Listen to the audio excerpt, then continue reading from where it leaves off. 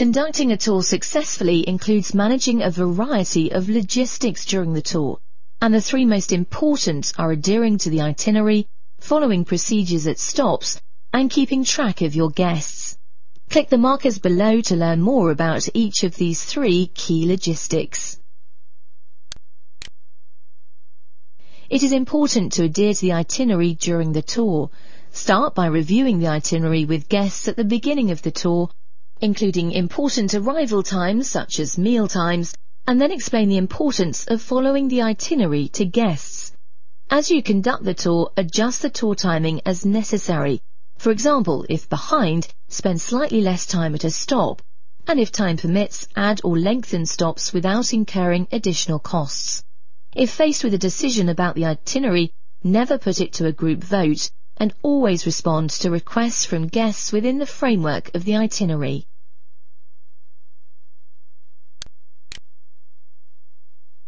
Following procedures at stops is also key.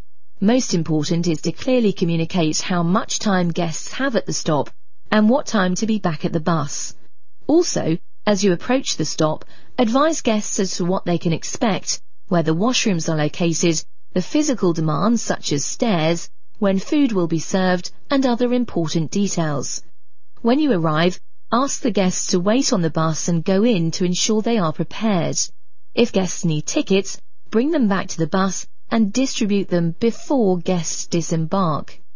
If the stop is an activity that some guests do not want to participate in, make arrangements for them to either stay on the bus or allow free time, but ensure they know when and where to be back to continue with the tour.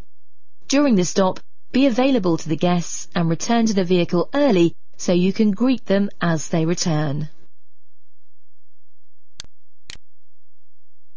Counting and keeping track of guests is very important to the success of a tour, as a guest left behind at a stop is definitely not a happy one.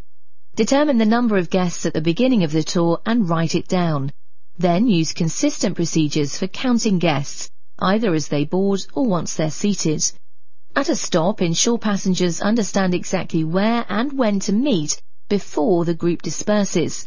When communicating the time to return to the bus, it may be helpful to indicate 15 minutes past the hour, for instance, as guests may have their watches set to a different time zone. Always do a final count of guests to ensure you have everyone before departing from a stop, and name your tour to the group again to make sure that all of the guests counted belong to your group, especially if you're at a stop with many buses.